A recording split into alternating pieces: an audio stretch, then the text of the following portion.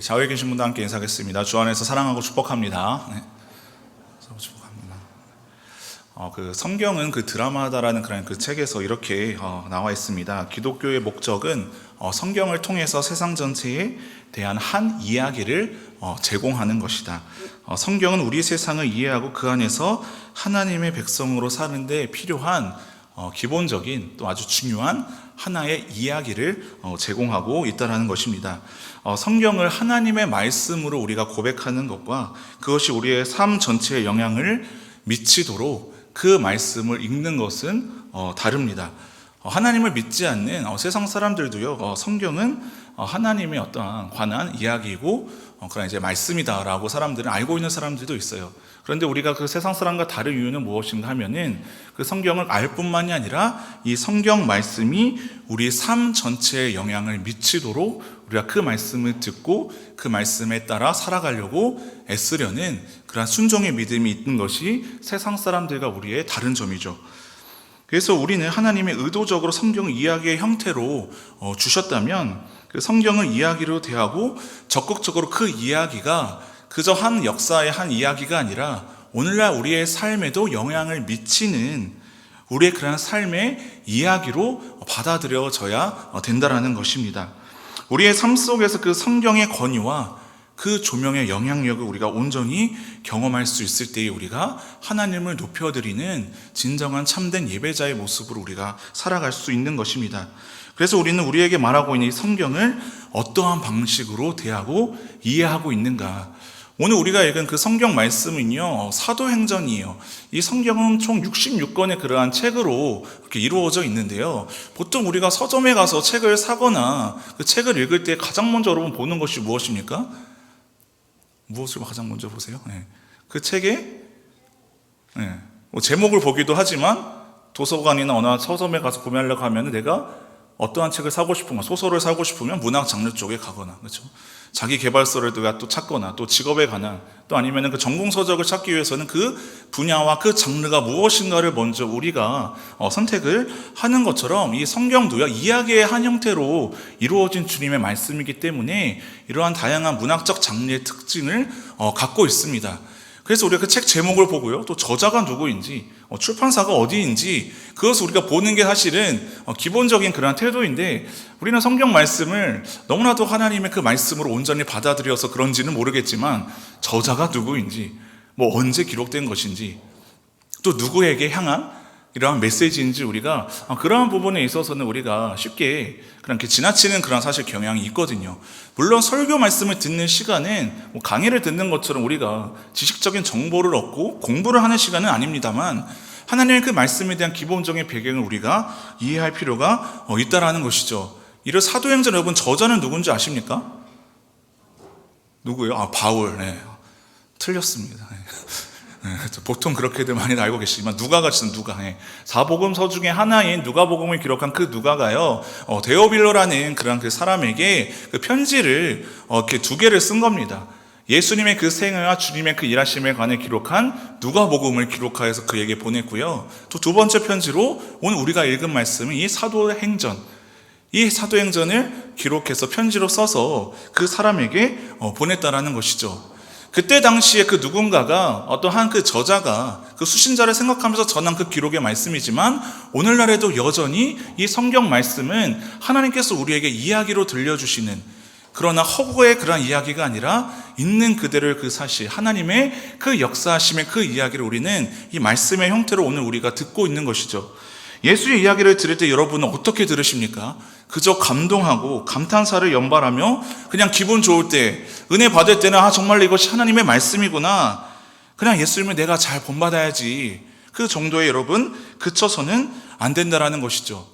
앞서 말씀드린 것처럼 이 누가복음을 통해 예수의 일하심을 기록했던 이 사도행전의 저자 누가는요, 예수를 믿는 자들이 그저 예수를 구경꾼으로, 예수를 그저 우리가 존경해야 마땅한 그러한 인물로서 전락하지 않도록 그 예수 그리스도의 삶 이후에 다음 세대를 살아가는 사도들과 성도들과 제자들에게 그 이야기를 계속해서 들려주기를 원했다라는 것이죠.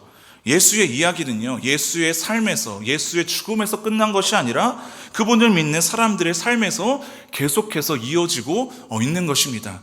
그래서 오늘날에도 우리가 그 예수의 이야기가 우리의 삶에서도 펼쳐지고 계속해서 확장되어 가야 하는 것이죠. 그래서 우리가 하나님의 말씀을 잘 알아야 될 필요성도 있고, 그 말씀이 나의 삶에 또 나의 생명의 주관자 되시는 주님의 말씀으로 우리가 들려줄 수 있을 때에 예수의 삶의 이야기가 오늘날 이 세상 가운데에서도 계속해서 펼쳐지고 전해지는 것입니다. 그것이 그래서 세상에서는 복음이라고 합니다.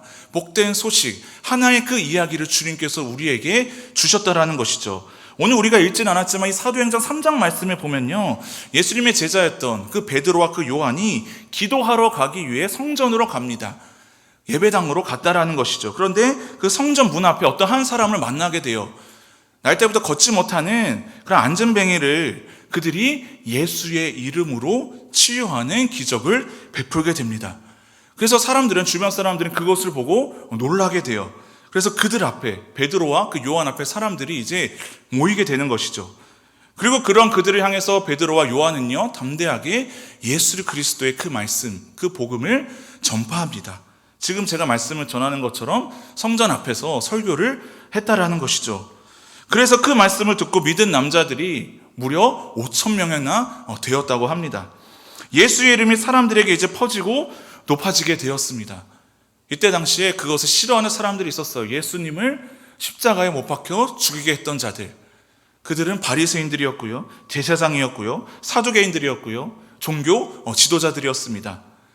그들이 예수님을 십자가에 못 박혀 죽었지만 여전히 예수 그리스도의 그 이야기가 그 사도들 제자들을 통하여서 계속해서 이어지고 그 복음이 전해지는 것을 싫어했던 그 무리들이 이 모습을 지켜보고 있었습니다. 그래서 예수님을 죽인 것처럼 또 예수님의 그 제자들을 다시 죽이고자, 그들을 처벌하고자 예수님처럼 다시 그들을 재판 앞에 세우고자 합니다. 그래서 예수님을 죽게 만들었던 사내들인 공회가 있습니다.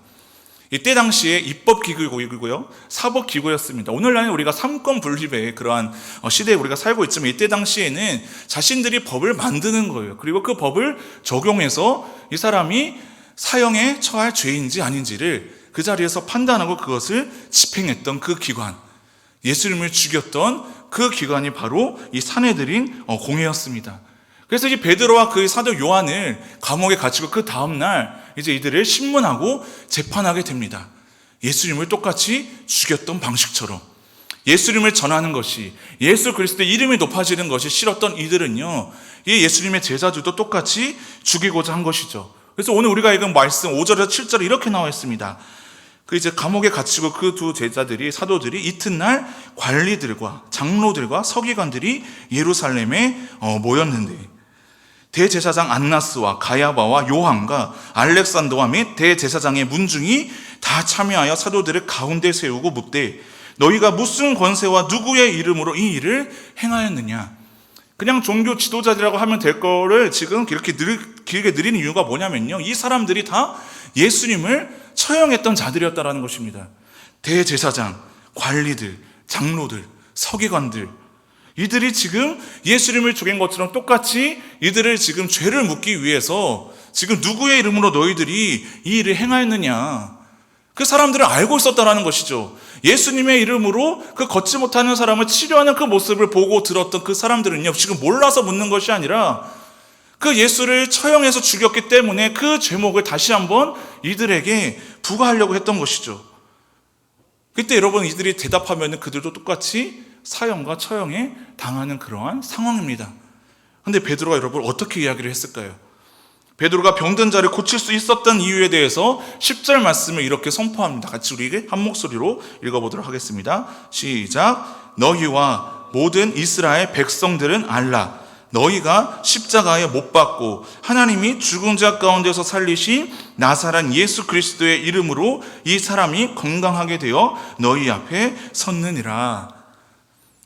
지금 재판을 받고 있는 가운데에서 누구를 향해 지금 외치고 있습니까? 너희와 모든 이스라엘 백성들은 알라. 그래서 내가 예수님의 이름으로 기도해서 나았다라고 이야기를 하는 것이 아니라 그 예수 그리스도의 이름이, 그 예수님이 누구인가 다시 한번 새 사람들 앞에서 담대하게 선포한 것이죠. 너희가 십자가에 못 박았던 그 예수 아니냐. 하나님이 죽은 자 가운데서 살리신 나사렛 예수 그리스도의 이름으로, 부활하신 그 예수 그리스도의 이름으로 우리가 이 사람을 낫게 했습니다. 죄인된 신분으로 어쩔 수 없이 자신들의 그러한 죄를 지금 고백하는 것이 아니라 담대하게 이 지도자들과 또한 이스라엘 백성들을 향해서 예수님이 누구신지, 예수 그리스도의 이름으로 우리가 이러한 일을 행하였다라고 지금 담대하게 선포하고 있는 것이죠. 법정 앞에서도 지금 복음을 담대하게 전하고 있는 것입니다. 자신을 변호하는 것이 아니라 예수 그리스도가 누구인지, 그분은 우리를 위해서 죽으시고 너희가 십자가에 못 박았지만 다시 살아나신 그 예수 그리스도의 이름으로 내가 지금 이 일을 했습니다라고 지금 많은 사람들 앞에 고백했다라는 것이죠. 여러분, 베드로가 어떠한 사람입니까? 그냥 예수님의 제자 중에 수제자이고 예수님을 잘 따랐던 그런 어떠한 믿음 있는 그런 사람으로 우리가 그냥 쉽게 생각할 수 있지만, 그 말씀 곳곳을 보면요, 복음서에 보면요, 베드로는요 언제나 부족한 자의 모습이었어요. 예수님께서는 이 베드로를 보시고 장차 내가 너를 개발하리라, 앞으로 그 교회의 지도자가 되어서 하나님의 놀라운 큰 일을 감당할 그 사람으로 주님께서 분명히 제자로 부르셨지만, 언제나 예수님과는 전혀 다른 모습, 예수님을 닮은 모습보다는 예수님 앞에서 기도하지 않은 모습, 오히려 늘 제자들 가운데서도 자신이 더 높아지기를 원했던 그러한 제자들의 모습, 그것이 요한에게도 있었고, 언제나 자신들이 그 예수 그리스도가 왕이 됐을 때 한 자리 좀 차지하고 싶은 그런 마음, 예수님을 온전히 따르지 못했던, 어떻게 보면은 찌질했던 그러한 모습, 예수님이 십자가에 달려 죽으실 때 예수님을 3번이나 부인했던 그 베드로입니다. 이게 누가복음에 보면요, 그죠, 다른 복음서와 달리 이 누가가 예수님이 기도하는 그러한 모습을 주로 많이 부각시키거든요. 그런데 반대로 기도하지 않는 제자들의 모습도 똑같이 비추고 있거든요. 예수님께 그러한 꾸중을 들었죠. 너희는 한시도 깨어있을 수 없더냐. 예수님께서는 지금 십자가의 그 죽음을 앞에 두고서 기도하고 계시는데 제자들은 그때 뭐하고 있었느냐? 졸고 있었다는 것이죠. 졸고 있는 자들을 일어나십시오. 일어나십시오. 5분도 안 지났어. 5분 지났나? 그 예수 그리스도의 그 이름으로 사실 합당한 자의 삶으로 베드로가 살지 못했습니다. 그런데 어느 날 갑자기 이러한 용기가 왜 생겼습니까? 지금 예수님이 계시지도 않아요. 죽으시고 부활하시고 승천하셔서 이들을 지금 지켜주고 보호해야 될 그런 스승님도 안 계시는데 이렇게 담대하게 이 말씀을 선포할 수 있었던 그 힘이 여러분 어디에서 왔겠습니까? 사도행전 4장 8절 이렇게 나와 있습니다. 이에 베드로가 성령이 충만하여 이르되, 어떻게 됐다고요? 성령이 충만하여. 성령님은 성령 하나님이시고요, 예수 그리스도와 동일한 분이십니다. 그 예수 그리스도가 성령님으로 내 안에 충만해지니 베드로가 담대한 믿음으로 지금 이렇게 복음을 선포한 것이죠. 그냥 객기를 부리고 무모한 어떠한 충동심에 지금 이러한 고백을 한 것이 아니라 성령님이 내 안에 들어오시고 하나님의 말씀이 내 안에 거하시니 지금 자신이 죽음을 처형을 받을 수밖에 없는 그런 법정 앞에서도 이러한 용기 있는 고백을 할 수 있었다는 것입니다. 사도행전 1장 8절에는요 더 정확하게 이야기를 합니다. 공동 번역에서 제가 이렇게 나와 있는 것을 한번 읽어드릴게요. 성령이 너희에게 오시면 너희는 무엇을 받아? 힘을 받아. 힘을 받아 예루살렘과 온 유다와 사마리아 뿐만 아니라 땅끝에 이르기까지 어디에서나 나의 증인이 될 것이다. 지금 베드로는요 세상의 법정 앞에 피의자, 그런 죄인의 신분으로 쓴 것이 아니라 누구의 증인으로 쓴 거예요? 예수 그리스도의 증인. 어디에서나 너희가 나의 증인이 될 것이다. 어떻게 하냐면요, 성령이 너희에게 오시면, 그 성령이 지금도 우리 안에서 살아 역사하시는 줄 믿으시기를 바랍니다. 성령이 내 안에 여러분 오시지 않으면요 내가 죄인된 믿음의 고백을 할 수가 없습니다. 성령이 내 안에 찾아오시지 않으면 우리가 이 주일에 좀 쉬거나 알바하거나 좀 놀러 가야 돼, 이 황금 같은 그 연휴에 우리가 예배 자리에 나올 수가 없습니다. 성령님께서 그렇게 우리를 하게 하신 거예요. 우리의 의지가 아니라, 우리의 뜻이 아니라 성령님께서 우리 안에 충만히 거하시면 우리가 하나님의 말씀을 들을 뿐만이 아니라 그 말씀을 세상 가운데서 담대한 믿음의 고백으로 선포할 수 있다는 것이죠. 어디에서나, 자신이 지금 목숨이 위협받는 그 어디에서나 주님의 이름을 담대하게 선포했던 베드로와 같은 그 믿음의 고백이 우리 안에도 있기를 간절히 바랍니다. 그래서 누가복음에서는 언제나 기도하지 않았던 그 제자들이 이제 사도행전에 와서는요, 기도하기 시작하는 거예요. 왜요? 그들이 철들어서요, 갑자기? 믿음의 훈련을 잘 받았어요? 그렇지 않습니다. 예수님과 함께 3년 이상을 동거동락하면서 제자 훈련을 받았지만 복음서에서 보면은 그 제자들이 제자다운 모습을 보인 적이 없습니다. 예수님을 닮은 모습이 복음서에서는 여러분 드러나지 않아요. 그런데 사도행전에 가서는, 이 사도행전의 저자가 여러분 누가였습니다. 누가복음을 기록했던 그 누가가 사도행전에 가서 1장에서 의도적으로 지금 이러한 모습을 기록한 것이죠. 너희에게 성령이 임하시면 너희가 힘을 받고 온 유대와 사마리아와 땅끝까지 이르러 어디에서나 너희가 나의 증인이 되리라.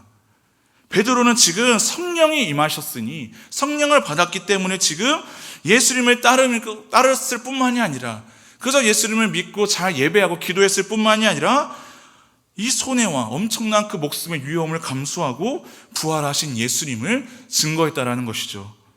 여러분, 이 담대함은요, 무모한 충동이 아니라고 했습니다. 담대함은요, 현실의 두려움을 헤쳐나가 우리가 옳다고 여기고 그것을 행할 용기를 요청합니다. 다시 한번 말씀드릴게요. 담대함은 현실의 두려움을 헤쳐나가 우리가 옳다고 여기는 것, 우리가 믿는 예수님, 우리가 믿는 그 하나님의 그 말씀 그대로 행할 용기를 요청하는 것이죠. 우리의 현실의 여러분 두려움은 무엇입니까? 예수 그리스도를 따르는 삶의 방식과요, 세상에서 말하는, 세상에 추구하는 그 가치관과 삶의 방식은 여러분 완전히 달라요. 비슷한 게 전혀 없습니다. 그 어떤 그 종교의 지도자들, 인물들 가운데서도요, 그 자기를 따르는 그 사람들을 위해서 죽은 지도자들이 여러분 없습니다. 오히려 자신을 위해서 다른 사람들을 희생시키죠.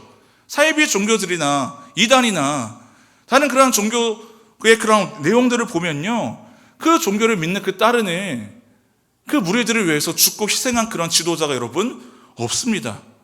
예수님만이 우리를 위해서 죽으셨다라는 것이죠. 예수님이 그렇게 하셨듯이 우리도 그렇게 해야 된다는 거예요. 세상에서는 손해보는 게 굉장히 바보 같고 어리석다라고 이야기를 합니다. 그저 하나의 그런 어떠한 종교적인 미덕, 도덕적인 어떤 그러한 관습, 그렇게 사람들은 치부하지만 예수 그리스도를 믿는 자들은 그렇게 살아가지 않아야 된다는 것이죠. 우리도 현실의 두려움, 현실의 어떠한 손해, 현실적인 그러한 감각을 우리가 잠깐은 내려놓고 영적인 감각을 발휘해서 예수님께서 사신 그 방식처럼, 그렇다고 우리가 세상과 속세를 벗어나서 수동화 생활을 하라는 것이 아닙니다. 예수님께서 세상 가운데 나아가셔서 언제나 주님의 말씀을 선포하셨습니다. 가장 먼저 선포하신 말씀이 무엇입니까? 회개하라, 천국이 가까이 왔느니라. 죄인들이기 때문에 예수 그리스도의 복음이 필요했기 때문에 성령이 임한 사람들이 자신의 그 죄인된 고백을 할 수가 있는 것이죠. 그래서 여러분들도 예수님이 필요하기 때문에, 내가 죄인이고 나는 전혀 구원받을 만한 그런 자격과 그런 능력이 없기 때문에 우리가 예수 그리스도의 이름으로 부르짖고 기도하면서 하나님을 경배하고 찬양하는 것 아니겠습니까? 그래서 우리가 담대해지기 위해서는 여러분 어떻게 해야 되는가? 사도들처럼 함께 기도해야 됩니다. 이제 그 사도 바울의 그런 사역을 시작하는 것을 보고, 이 유대 땅에서 지금 베드로와 그 요한이 항상 사역할 때 날마다 기도하는 자의 그런 모습이 나와요. 그래서 사도행전은요, 다른 의미로 성령행전이라는 거예요. 성령행전. 사도 바울이 물론 위대한 사도이지만, 베드로가 위대한 인물이지만 그 사역가의 임원에 보면요, 하나님께서 행하셨다라는 거죠. 언제나 성령께서 임하셨고 성령님이 그들을 통해서 기도하게 하신 그 자리에서 놀라운 기적의 역사가 펼쳐지는 그 이야기, 그것이 바로 사도행전의 이야기라는 것이죠. 그래서 이 베드로는요, 자신의 능력으로 사람들은 병을 고친 것 같이 그렇게 느껴지지만 예수님을 지금 전하고 소개할 때 어떻게 소개하는가? 사도행전 4장 11절에 이렇게 나와 있습니다. 새번역 성경으로 한번 읽어볼게요. 이 예수는 너희들 집 짓는 사람들에게는 버림받은 돌이지만 집 모퉁이의 머릿돌이 되신 분입니다. 갑자기 건축의 어떤 그런 비유의 용어를 들면서 예수 그리스도에 대해 설명하는 거예요. 건축자들에게는 지금 버린 돌이었습니다. 예수 그리스도가요. 십자가에 달려 못 박혀 죽으셨거든요. 오랜 구약 성경에 그러한 메시아가 기다렸던 그 이스라엘 백성들, 서기관들, 바리새인들은요, 지금 현실의 필요가에 우리의 필요한 그 왕은 이 로마의 지배하에 우리를 구원해 내줄 그러한 종교 지도자, 그럴듯한 왕 같은 그러한 모습, 정치적인 능력이 있고 어떤 권세가 있고 지금 우리의 그 로마의 그런 지배에서부터 구원해 내줄 만한 나사렛에서 자라는 그런 허름한 그런 그 모습의 예수가 아니라 어디 알지도 못하는 그 베들레헴 마곡간에서 태어난 목수의 아들로 태어난 그러한 별 볼 일 없는 그 예수가 아니라 그럴듯한 세상 기준에 비추어 봤을 때 우리를 구원해 줄 만한 그러한 능력 있는 그러한 사람을 기대했다라는 것이죠. 근데 그 기대와 달리 예수님의 모습은 초라했습니다. 그 예수님의 내가 하나님의 아들이라고 했을 때 그러한 신성 모독의 그 죄를 오히려 붙여서 건축자들의 버린 돌처럼 쓸모없는 그런 예수님의 그런 모습으로 그들은 여겨서 예수님을 십자가에 달려 죽게 했거든요. 이 예수는 너희 집 짓는 자들에게는 버림받은 돌이지만 집 모퉁이의 머릿돌이 되신 분입니다. 이렇게 건축에 대한 우리가 그 이해를 해야 되는데요. 이때 당시에 그 유대 땅에는요, 이 건축 문화에 있어서 이 모퉁이 돌, 그 교회 어떻게 주춧돌이 되는 것이죠. 우리가 교회 건축을 세울 때나 건물을 세울 때 그 뼈대를 세우기 위해서 땅을 파고 그 뼈대를 세우는 것처럼 항상 건축의 시작은 이 모퉁이 돌부터 시작해서 모퉁이 돌로 마무리된다는 것이죠.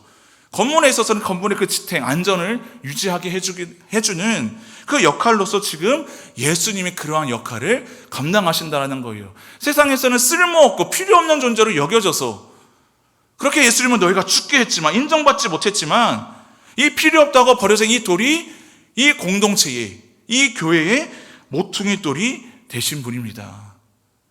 너희는 지금 예수님을 하찮게 여겼지만 세상에서는 버림받았지만 인정받지 못했지만 가장 지금 중요한 머릿돌로서 우리와 함께하고 계신다는 것이죠.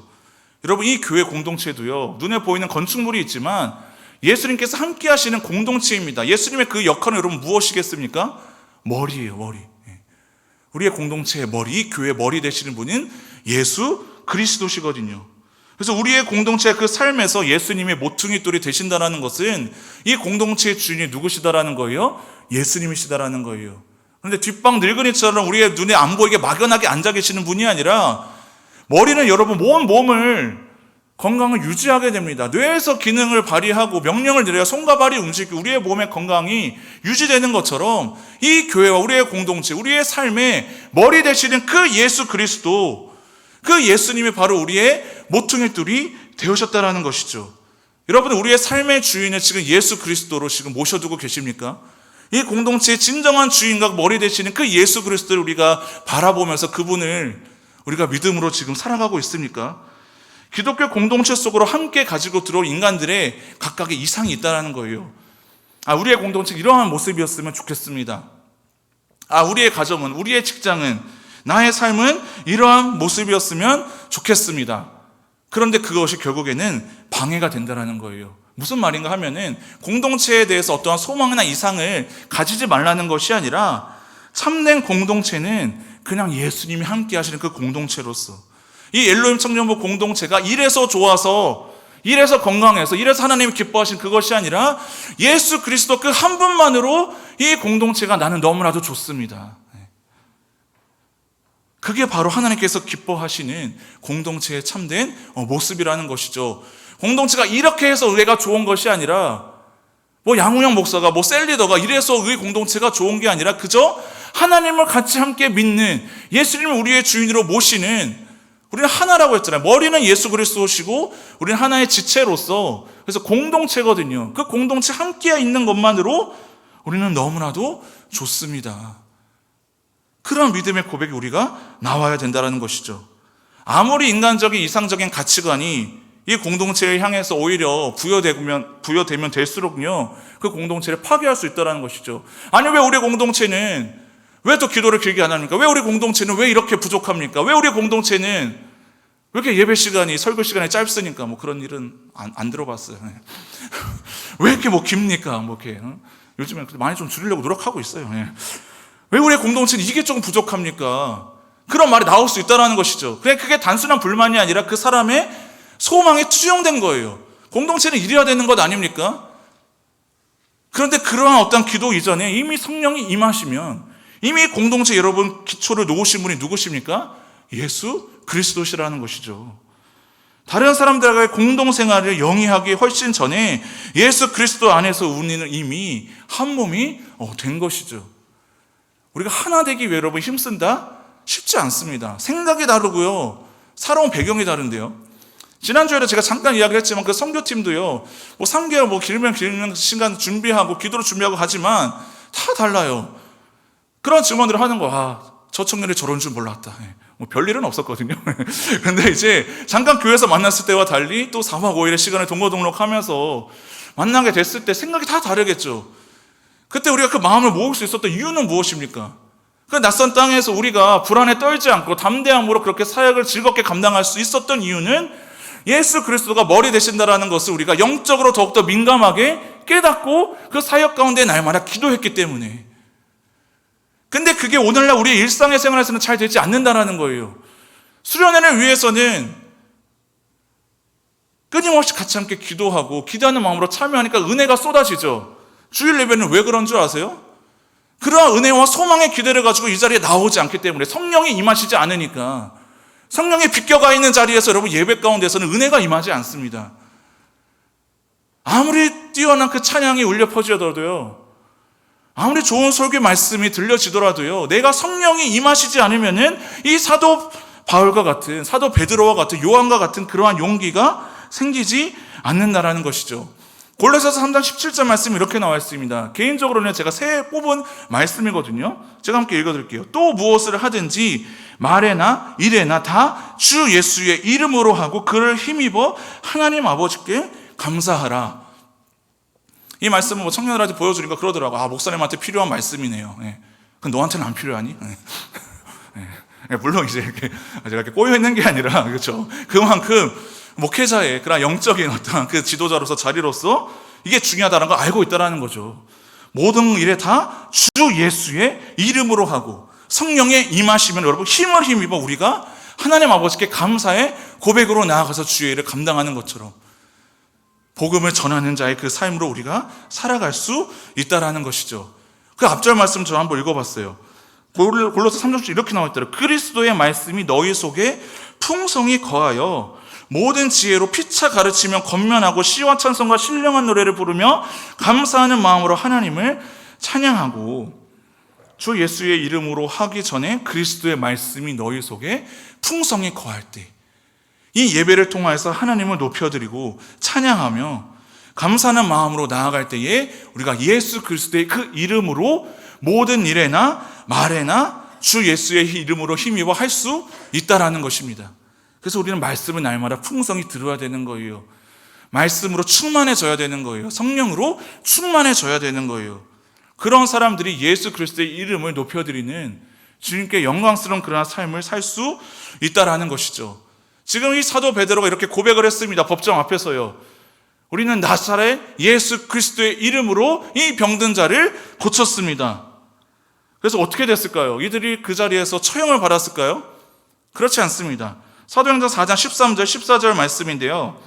저기도 여기서 세 번역 공동번역 성경 가져왔습니다. 읽어드릴게요. 그들은 베드로와 요한이 본래 배운 것이 없는 보잘것없는 사람인 줄 알았는데 이렇게 담대하게 말하는 것을 보고 놀랐다. 그리고 그들은 그 두 사람이 예수와 함께 다녔다는 사실을 알았지만 병고침을 받은 사람이 그들 곁에 서 있는 것을 보고는 아무 트집도 잡을 수 없었다. 이미 예수 그리스도의 이름으로 그들이 고친 것도 알았고, 이 사도 베드로와 요한이 예수와 함께 다녔던 제자들이란 것을 이 종교 지도자들은 알고 있었어요. 근데 오히려 놀랬던 거죠. 이들은 배운 것도 없고 모자랐던 그런 부족한 사람인 줄 알았는데 이렇게 담대하게 말하는 것을 보고는 놀랐다. 그냥 목소리를 크게 지금 높여서 자기를 변호를 해서 놀란 게 아니라 성령이 임하시니, 성령님이 함께해서 그 힘을 힘입어 주 예수 이름으로 선포하고 고백하니 그 이름의 능력으로 치유된 그 병자도 눈에 보이는 것이죠. 그래서 그 사람들이, 믿은 사람들이 5,000명이나 되었대요. 수많은 사람들이 예수님의 이름을 믿으니까 이 종교 지도자들도 지금 이 사람들을 어떻게 처형을 할 수가 없었던 것이죠. 무슨 말씀을 드리고 싶은가 하면요, 예수님을 제대로 믿으니까요 세상 사람들도 인정했다는 거예요. 죽음의 위기 앞에서도 자기를 지금 변명하고 세상과 타협하고 세상의 그 두려움에 우리가 그 마음을 내려놓고 현실 타협해서 자기를 지금 변호해서 빠져나간 것이 아니라 오히려 당당하게 그 세상 법정 앞에서 주님의 말씀을 선포하고 복음을 전했다는 것이죠. 배운 것이 없는 줄 알았는데, 모자란 사람인 줄 알았는데 성령이 임하시니 예수 그리스도의 이름이 오히려 더 높아지고 많은 사람들이 그들을 보고 주님을 믿게 됐다는 것이죠. 세상 사람들이 아무 트집도 잡지 못했더라. 오늘날 현실을 살아가고 있는 우리들에게도 여러분 비슷합니다. 우리가 목숨을 걸고 예수님을 믿지는 않습니다. 근데 라오스 땅에서는요, 선교 갔을 때 2010년까지만 하더라도요, 그 라오스라는 땅이 기독교 탄압국가 3위였다는 거예요. 1위가 북한이고 2위가 사우디아라비아고 3위가 라오스였대요. 그나마 지금 여전히 사회주의 국가지만 여전히 공식적으로 선교사님들이나 목회자들이 복음 활동을 할 수가 없는 거예요. 제가 이것을 의도해서 라오스 땅을 간 거는 아니었지만 하나님께서 왜 우리 팀을, 우리 청년들을, 지체들 그곳으로 보내게 하셨을까? 우리의 힘으로, 우리의 능력으로 할 수 있는 것은 없는 거예요. 뭔가 그럴듯한 어떠한 사역, 뭔가 열매가 있는 곳에 가서 우리가 열심히 워십 찬양 준비하고 열심히 어떠한 교육봉사 준비한 것들 잘 해가지고 사람들은 격려했거든요. 복음의 씨앗을 잘 뿌리고 왔어서 그 열매를 맺기를 원합니다라고 사람들은, 성도님들은 격려해 주시죠. 근데 우리가 별로 뿌린 거 거의 없어요, 사실요. 그래서 우리가 놀고 온 건 아니에요. 열심히 사역을 하고 왔어요. 근데 복음을 전할 수 없는 곳이었어요. 공립학교에 갔지만 찬양 비스그무리한 거 부를 수도 없었습니다. 기도요? 할 수도 없었어요. 어떤 찬양만 했느냐? 아기성어만 부르고 왔어. 아기성어. 그 뚜루뚜루뚜루 있잖아요. 나중에 영상 다음 주에 보여드릴게요. 그렇지만 그들의 사랑으로 품어주고 그들과 함께 관계를 맺는 것이죠. 하나님께서 분명히 이 영혼들에게 복음을 전할 기회를 주시겠다. 선교사님들 그것을 지금 준비하고 계시는 거예요. 그 두 번째로 간 사역지가 어떠한 학교였느냐? 거기는 선교사님들이 세운 공동체였어요. 농어학교였어요. 아이들이 말을 못해요. 영어도 안 되고 우리가 수화도 안 되니까 무엇으로 하나님의 말씀을 전할 수 있을까? 하나님께서 왜 우리를 이렇게 인도하게 하셨지? 근데 그곳에서 전한 하나님의 말씀의 복음, 워십으로 하나님 앞에 찬양을 거기서 드리게 된 거예요. 그래서 저는 기도를 했거든요. 하나님, 그래도 청년들이 기도하는 마음으로 선교를 준비하고 갔는데 같이 함께 예배하고 같이 함께 기도할 수 있는 시간이 있어야 되는 거 아닙니까? 저는 그것을 놓고 기도를 했거든요. 그 기회를 주실 것 같았어요. 왜냐하면 하나님이 일하시니까. 말은 통하지 않지만 그들과 함께 안아주고 기도할 때에 그들에게 그 주님의 그 선한 영향력이 흘러가게 되는 것이죠. 성령이 너에게 임하시면 예수 그리스도의 이름으로 힘입어서 그 영혼들이 주님을 믿는 사람으로, 그때 청년들도 고백을 하는 거예요. 그때 이제 찬양 같이 할 수가 없으니까 예배를 드리고 시작을 했거든요. 그때 그 찬양의 기억이 좋았었나 봐요, 청년들이요. 같이 그들은 수화로 찬양하고 몸으로 찬양하는데 그 시간에 참으로 귀하고 복되었다라는 것이죠. 마지막 사역지는 어디로 갔느냐? 태국에 갔으면 저희가 마지막 날 국경을 넘어서 갔어요. 저는 잘 몰랐어요. 태국에 있는 신학교라고 해가지고 태국 사람인 줄 알았거든요. 그래도 마지막에 선교사님 좀 배려 차원에서 우리가 준비한 이 워십이나 다음 주에 할 거예요. 다음 주에 이제 워십 특송할 건데 이런 준비한 것들에도 펼치고 해볼 수 있도록 기회를 주시려고 그때 가시나 보다 인간적인 생각이었죠. 물론 거기서 예배를 하고 짧은 시간 기도하고 특송하는 시간을 가졌습니다. 그런데 그 태국 신학교가 어떠한 신학교였는가? 라오스에서 선교사님이 추방을 당하게 됩니다. 신학교 사역을 하셨어요. 라오스에 있는 현지에 있는 사람들을 신학생으로 키우고 종교 지도자로 세우는, 목회자로 세우는 그 신학교가 이제 쫓겨나게 돼서 태국 국경을 넘어서 그곳에 주님의 그 신학교를 세운 것이죠. 그곳의 신학생들은 다 라오스 사람이에요. 핍박받는 라오스 땅을 벗어나서 그들이 그 태국 신학교에 가서 목회자 후보생으로서 공부하고 믿음의 훈련과 연단을 받아서 다시 자신의 고향 땅으로 돌아가서 저처럼 이렇게 말씀을 전하는 사역자로서의 그런 복음 사역을 감당하는 그곳. 정말로 하나님께서 이렇게 일하시는구나. 이 베드로가 지금 죽음의 위기 앞에서도 예수 그리스도의 이름으로 힘입어서 성령이 임하시니까 믿는 자들이 5천이나 되었더라. 그 이상 되었더라는 것이죠. 그리고 죽음의 위기 앞에서도 오히려 더 복음이 확장되어 가지는 놀라운 역사. 그 라오스 땅의 그 기독교 역사를 보니까요, 1994년 이전까지는 기독교 신자 수가 400명이었대요. 400명. 근데 최근에 2010년도에 들어가서 그 통계치를 보니까 그리스도인 수들이 25만 명까지 올라갔다는 것이죠. 단순히 그런 숫자적인 어떤 부흥뿐만이 아니라 주님이 일하시는 곳에는, 성령께서 임하시는 곳에는 예수님의 그 이름은 축소되거나 낮아지지 않아요. 이 땅 가운데 복음이 들어온 이후부터 기독교의 인구수가 줄어든 적이 없다라고 합니다. 계속 늘어나고 늘어나면 늘어났지, 물론 미국 교회가 조금 더 연약해지고 유럽 교회가 여전히 지금 닫고 있지만 여전히 하나님의 일하심은 지금도 계속해서 확장되어 가고 있다라는 것이죠. 그 주님의 그 일하심이 우리가 예배하는 이 자리에서부터 또 우리가 다시 한번 그 수련회라는 그러한 은혜의 자리를 우리가 더욱더 회복하여서 예수 그리스도의 그 이름을 힘입어서 하나님을 높여드리는 그러한 예배자의 삶을 우리가 회복하여 나아갈 수 있기를 주님 간절히 바랍니다. 그러한 기도를 제가 하고 있습니다. 이 시간 찬양하고 기도하기를 원하는데요, 최근에 그런 마음을 주시는 거예요. 우리의 예배가 너무 좋은데 예배자로서는 여러분은 얼마나 지금 좋으십니까? 제가 느끼는 게 있어요. 앞에서 찬양 기도하고 인도할 때에 찬양 팀원들 똑같이 다 느낀다고 해요. 찬양을 하지 않는 지체들의 영혼들이 많이 느껴진다는 것이죠. 단순히 육성의 소리가 작아서가 아니에요. 영적으로 느껴지거든요. 이 수련회 준비 기획을 하면서 이전에 어떤 피드백들을 다시 한번 임원단들과 곱씹어봤어요. 그런 피드백이 있었어요. 수련회 때 기도회를 더 길게 했으면 좋겠다. 기도하기 싫은 목회자가 어디 있겠습니까? 근데 영적으로요, 제가 느껴지는 거예요. 다 영적으로 잠들어 있구나. 몇 사람들은 뜨겁게 기도하죠. 근데 마음문이 닫힌 그 영들이 느껴지는 거예요. 제가 거기서 아무리 뭐 소리 지르고 한다고 해서 갑자기 뭐 성령이 임하시지 않아요. 뜨겁게 감정적으로 내가 기도하는 걸 수도 있고 은혜 받은 것처럼 착각하고 느낄 수는 있겠죠. 근데 하나님의 말씀이 우리가 풍성히 거하지 않으면요, 성령님이 비껴가신다라는 거죠. 임하지 않는다라는 거예요. 하나님의 말씀을 내 말씀으로 듣고 이 예수의 이야기가 그저 예수의 죽음에서 끝난 것이 아니라 예수 그리스도를 믿는 그 삶들의 자리에서도 똑같이 이어진다고 우리가 느껴진다면, 믿어진다면 이 찬양의 그냥 고백이 여러분 그냥 우리가 예배의 순서 가운데 불려지는 고백이 되지 않기를 바랍니다. 정말로 성령께서 내 안에 찾아오셨다면요, 예배 전에 여러분 우리가 정말로 예배 가운데 뜨겁게 찬양할 수 있어야 돼요. 저는 그러한 예배자의 그러한 모습들이 회복되어지는 그러한 공동체를 기대하고 꿈꿉니다.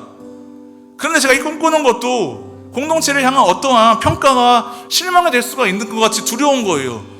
그래도 여전히 하나님은 일하시는데 왜 내가 어떠한 이상적인 모습을 또 그리는 건 아닐까? 이 공동체의 머리는 예수 그리스도시니 오직 우리는 그 예수 그리스도의 이름만 부르짖으면, 예수 그리스도의 이름만 높여드리는 삶을 살면 어떻게 높여드릴 수 있습니까? 내가 낮아지면 돼요. 내가 아무것도 아니니 주님이 너무나 높아 보이는 것이죠. 지난주에 제가 말씀드렸죠.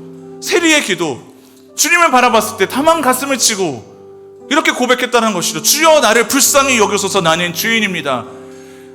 철저히 낮아진 자리에서 할 수 있는 믿음의 고백은 하나님을 높여드리는 그런 찬양과 감사의 고백뿐만이 없습니다. 여러분, 이제는 우리가 마음문을 열고 입술을 열고, 내일부터 마스크 해제 안 되잖아요. 뜨겁게 찬양했으면 좋겠어요.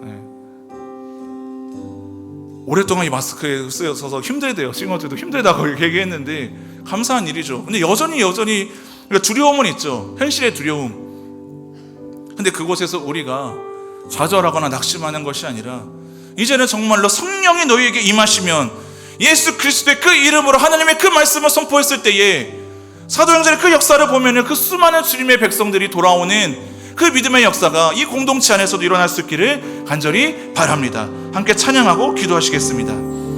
수많은 무리들 줄지어 그분을 보기 위해 따르네. 평범한 목수이신 그분 앞에 모든 무릎이 꿇어 경배하네. 모든 문제들 하나하나 죽음까지도 힘을 잃고 생명의 근원 대신 예수 이름 앞에 모든 권세들 굴복하네. 이 시간 함께 예수의 이름으로 선포하며 찬양하겠습니다. 이름 높이세, 능력의 그 이름, 예수 이름 높이세, 구원의 그 이름,